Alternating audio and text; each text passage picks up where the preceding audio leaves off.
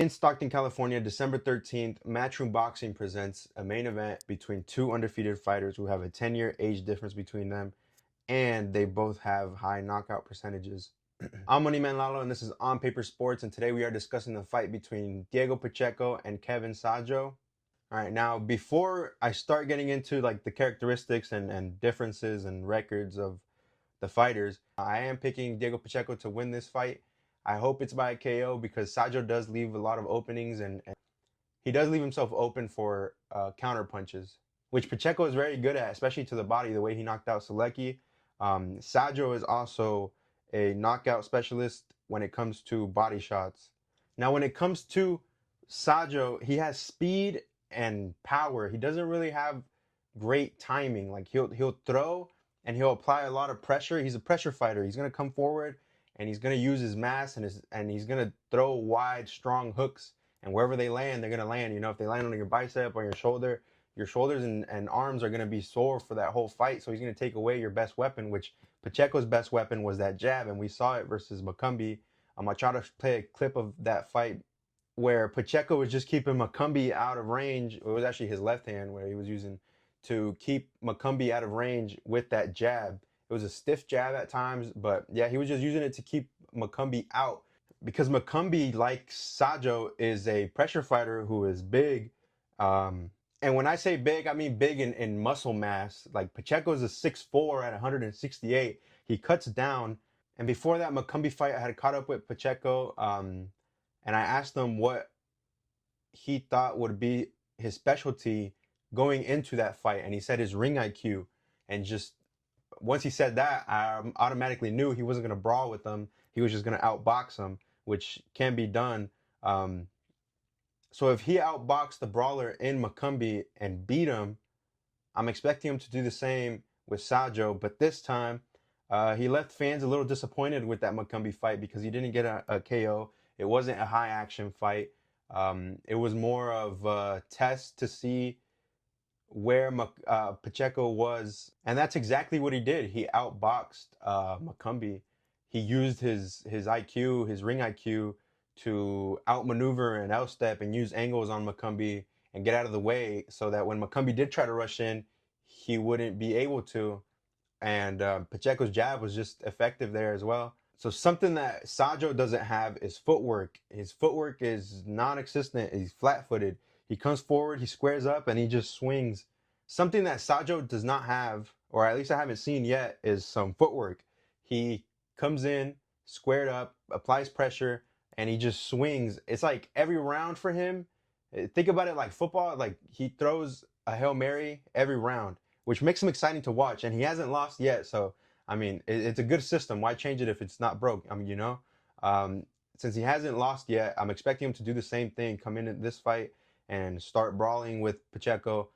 Last weekend, we had a fight that could very much mimic this coming weekend's fight between Lamont Roach and Pitbull Cruz. You had the brawler and then you had the boxer. The boxer tried to brawl with the brawler and he ended up breaking his hand, getting dropped. The first half of the fight didn't go the boxer's way. In order for Pacheco to win this fight, he has to fight a smart fight. So box, use the distance, stay on the outside range, do not let him get in, and just counterattack any of his punches that he does try to land. I know it's easier said than done, but Pacheco is someone I've been watching since 2016, maybe 2017, since I was a kid. I was in middle school watching this dude. For Pacheco, his way to win is to not fight Sadjo's fight. Now, who is Kevin Sadjo, you might be asking? He is a Cameroon-born fighter fighting out of France. His nickname is the Phenom. He's 35 years old compared to Pacheco's 25 years old. 26 fights, with 23 of those fights coming by knockout. And like I said earlier, both guys are undefeated. So this fight is done. One of them will have to taste defeat if it's not a draw, like we've seen last week. Now this fight is for a few titles. It'll be for the WBC Silver Super Middleweight and then the WBO International Super Middleweight. Sadjo has fought for a lot of titles. He's fought for mostly European and intercontinental titles between the WBO and then the EBU. Now, Sadjo is not ranked on the Ring Magazine's top 10 rankings, but Diego Pacheco is, and he's ranked number 5, right under Lester Martinez, who gave Christian Mbili a draw, and Mbili is ranked 3rd.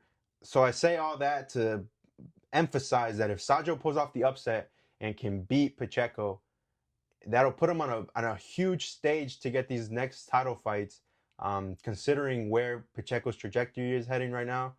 If he can get past Sadjo, then I'm expecting him to fight Munguia or Berlanga, maybe even Hamza Shiraz. If Sadjo wins and spoils my night by taking the upset over Pacheco, that'll have the people talking and give people a new prospect to look at the super middleweight division, who isn't well known in the States. He's well known in Europe and France and all the way over there, but here in the States, he's not a big name. Now, for Sadjo to win, the only way I see him taking a victory is by getting a late knockout somewhere around the 7th or 8th round, after basically making Pacheco's arms go numb by just hitting him with those heavy fucking hooks he throws. And then eventually having Pacheco drop his hands and get caught to the chin or to the body. Now, that's the only way I see Sadjo winning. I don't think he can win off points because he's not the best boxer. Like I said, he was flat-footed. He doesn't really throw a jab, and his ring generalship is not there. It's just not up to the level of Pacheco's.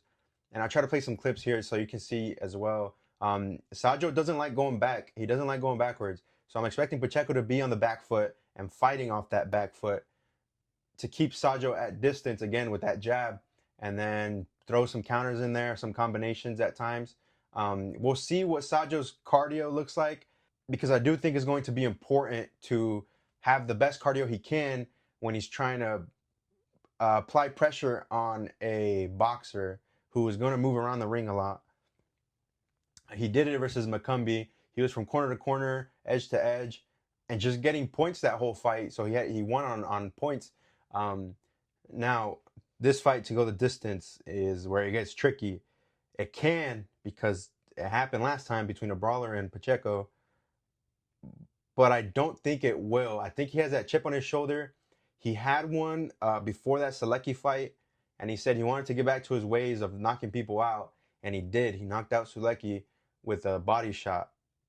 So now I expect this fight for him to come in aggressive, but I hope that aggressiveness doesn't lose him the fight, and he overextends at some point, or makes a mistake because he's trying to get the huge flashy victory.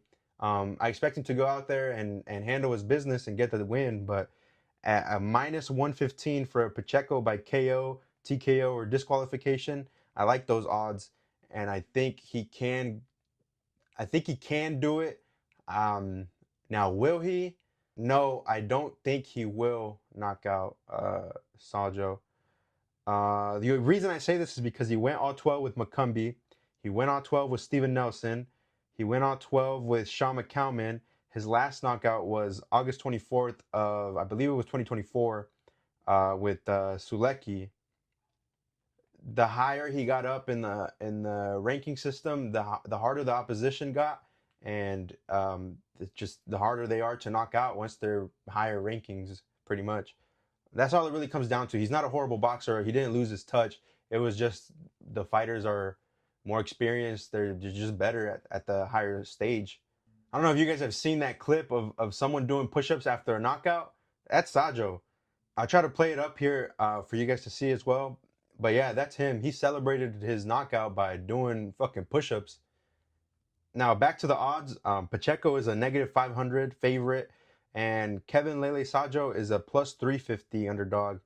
For Sadjo to win by a KO, it's a +550. So if you believe the underdog can pull off the upset and get a knockout over the young Mexican-American Diego Pacheco, then the +550 is your bet. So now to add it all up, the keys to victory for Pacheco would be to fight on the outside. Don't fight Sadjo's fight and use the ring. Head movement is going to be crucial in this fight. Ducking and weaving punches is also going to be important, and neutralizing Sadjo's pressure is going to be key to winning. Sadjo can't apply pressure because he keeps getting hit with counter punches and stiff jabs, and he's just not trying to go on the inside anymore. The same way Stephen Fulton did or the same way O'Shaquie Foster did to Stephen Fulton last weekend. Just keep him on the outside. Just keep him on the outside. If he can't get in, he's not going to win the fight because he's an inside fighter. So if Pacheco comes into this fight with an ego and tries to brawl with the brawler, I don't see it going his way.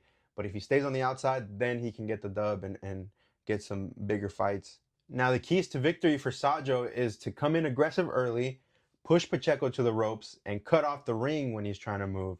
If he can do that and stay in front of him, then Pacheco's going to have a long night in front of him, or maybe a short night. He probably get knocked out if he can't get out the way. Because Sadjo throws these heavy, heavy hooks. He throws these fucking Hail Mary heavy blows with horrible intentions behind them of taking your head off. And that's really all I got for this fight. Let me know what you guys think down in the comments below. Who takes the win? How? And I'll see you guys in the next one.